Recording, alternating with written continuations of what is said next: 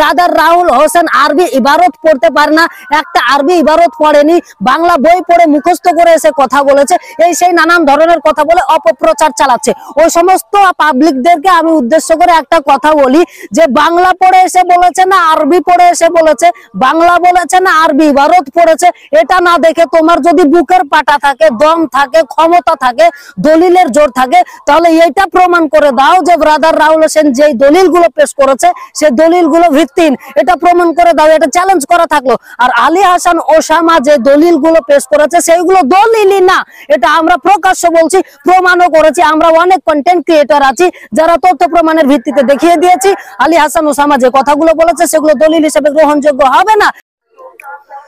আসসালামু আলাইকুম ওয়া রাহমাতুল্লাহি ওয়া বারাকাতুহু। প্রিয় দিনী মুসলিম ভাই ও বোন আমার, আপনারা সকলেই কেমন আছেন? আশা করছি মহান আল্লাহ রাব্বুল আলামিনের অশেষ রহমতে আপনারা সকলেই ভালো আছেন।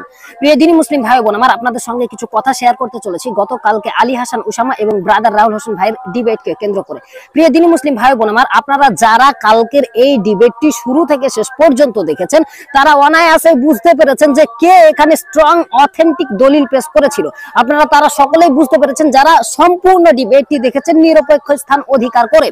কিন্তু দেখুন প্রিয় দর্শক, আমরা সকলেই দেখেছি যে ব্রাদার রাহুল হোসেন ভাই দলিলের বন্যা বইয়ে দিয়েছে, কিন্তু অপরপক্ষে আলী হাসান ওসামা কোনো দলিলই দিতে পারেনি। শুধু এই ইমামের মত, ওই ইমামের মত, সেই যুগে কি হতো, ওই যুগে কি হতো, অধিকাংশ মানুষে করে, এই সমস্ত কথাবার্তা বলে সমস্ত সময়টুকু নষ্ট করেছে।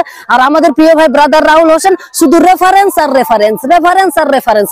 এত কিছু দেখার পরেও এক শ্রেণীর অন্ধ মুকাল্লিদ, অন্ধ ভক্ত, অন্ধ মুরিদ, যাদের মাথার মস্তিষ্ক পচে গোবরে পরিণত হয়ে গেছে, ওই গোবরে আগাছা তৈরি হয়ে গেছে, এই সমস্ত অন্ধ মুকাল্লিদরা অপপ্রচার চালাচ্ছে যে ব্রাদার রাহুল হোসেন আরবি ইবারত পড়তে পারে না, একটা আরবি ইবারত পড়েনি, বাংলা বই পড়ে মুখস্থ করে এসে কথা বলেছে, এই সেই নানান ধরনের কথা বলে অপপ্রচার চালাচ্ছে। ওই সমস্ত পাবলিকদেরকে আমি উদ্দেশ্য করে একটা কথা বলি যে বাংলা পড়ে এসে বলেছে না আরবি পড়ে এসে বলেছে, বাংলা বলেছে না আরবি ইবারত পড়েছে, এটা না দেখে তোমার যদি বুকের পাটা থাকে, দম থাকে, ক্ষমতা থাকে, দলিলের জোর থাকে, তাহলে এইটা প্রমাণ করে দাও যে ব্রাদার রাহুল হোসেন যেই দলিলগুলো পেশ করেছে সেই দলিলগুলো ভিত্তিহীন, এটা প্রমাণ করে দাও, এটা চ্যালেঞ্জ করা থাকলো। আর আলী হাসান ওসামা যে দলিলগুলো পেশ করেছে সেইগুলো দলিলই না, এটা আমরা প্রকাশ্য বলছি, প্রমাণও করেছি। আমরা অনেক কন্টেন্ট ক্রিয়েটর আছি যারা তথ্য প্রমাণের ভিত্তিতে দেখিয়ে দিয়েছি আলী হাসান ওসামা যে কথাগুলো বলেছে সেগুলো দলিল হিসেবে গ্রহণযোগ্য হবে না। এগুলো একজনের মত, এই মত, সেই মত, সেই যুগে কি হতো। আলী হাসান ওসামা একটা শিশুদের মতো, বাচ্চাদের মতো একটা কথা বলেছে, সেটা হচ্ছে এই যে 20 রাকাতের তারাবি পড়ার আদেশের হাদিসটা যদিও দুর্বল, অধিকাংশ মানুষে করছে এই জন্য গ্রহণযোগ্য। চিন্তা করতে পারছেন, মানে অধিকাংশ মানুষ করছে তার মানে এই দলিল।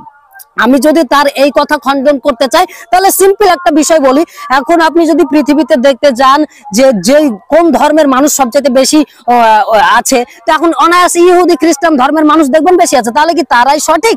মানে সংখ্যা দিয়ে হকের মানদণ্ড বিচার করছে এরা, মানে অধিকাংশ মানুষও করছে মানেই ঠিক, মানে এটা বোঝাতে চাইছে আলী হাসান ওসামা এবং তার ভক্ত বৃন্দরা। দেখুন প্রিয় দর্শক, ইসলাম চলে রাসূল সাল্লাল্লাহু আলাইহি সাল্লামকে দিয়ে। রাসূল সাল্লাল্লাহু আলাইহি সাল্লাম যেটা বলেছেন, সাহাবায়ে কেরামরা যেটা করেছেন সেইটাই দলিল। এখন তাদের দাবি হচ্ছে সাহাবায়ে কেরামরা 20 রাকাত তারাবি পড়তো এবং তাদের দাবি হচ্ছে যে উমর রাদিয়াল্লাহু আনহু নাকি 20 রাকাত তারাবির আদেশ করে গেছে, যেটা কালকে ডিবেটের বিষয় ছিল। কিন্তু আপনারা ভালো করে লক্ষ্য করে দেখুন, এই বিষয়ে আলী হাসান ওসামা কোনো দলিলই পেশ করতে পারেনি। ছিল বিষয় যে 20 রাকাতের আদেশ করে গেছেন, অথচ তিনি আসছে ওই যুগে 20 রাকাত হতো, তারা 20 রাকাত পড়তো, ওই ইমাম পড়েছে, মানে এই রকম ধরনের কথা চলে এসেছে। তার যে বিষয় সেইটাতে সে নাই। তো যাই হোক প্রিয় দিনী মুসলিম ভাই বোন আমার, আপনাদের কাছে এতটুকু মেসেজ পৌঁছাতে চাচ্ছি আমরা যে এই আলী হাসান ওসামার যে অন্ধ মুকাল্লিদ গুলো আছে, অন্ধ ভক্ত গুলো আছে, যারা মুরিদ গুলো আছে, তারা অপপ্রচার চালাচ্ছে রাহুল ভাইয়ের নামে। তো আপনারা এগুলো থেকে বিরত থাকবেন, আপনাদের বিবেক আছে, বুদ্ধি আছে, যাচাই বাছাই করে দেখুন, তারপর আপনি নিজেই বুঝতে পারবেন যে কোরআন হাদিস দিয়ে কে কথা বলেছে আর কে শুধুমাত্র যুক্তি দিয়ে কথা বলেছে।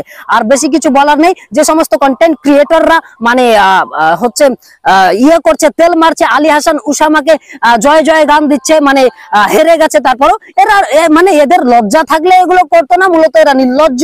মানে এরা চায় যে হারি জিতি কোনো ব্যাপার না, আমরা চিৎকার করে চেঁচিয়ে গলা ফাটিয়ে আমরাই সঠিক এটা প্রমাণ করে ছাড়বো। এটার জন্য যত ধরনের সোশ্যাল মিডিয়াতে এগুলো করছে। তো জাতি বুঝতে পারছে, যারা জ্ঞানী তারাই উপদেশ গ্রহণ করে, অতএব যারা জ্ঞানী বিবেক সম্পন্ন ব্যক্তি তারা বুঝতে পারছে। তো যাই হোক প্রিয় দিনী মুসলিম ভাই বোন আমার, আপনারা ভিডিওটি বেশি বেশি শেয়ার করে ছড়িয়ে দেবেন ইনশাআল্লাহ, যাতে মানুষের কাছে কথাগুলো পৌঁছে যায়। আজকের মতো এখানেই বিদায় নিচ্ছি, আগামীতে আবার অন্য কোনো বিষয়ে কথা বলবো ইনশাআল্লাহ। ততক্ষণ আপনারা সকলেই ভালো থাকবেন। আসসালামু আলাইকুম ওয়া রাহমাতুল্লাহি ওয়া বারাকাতুহু।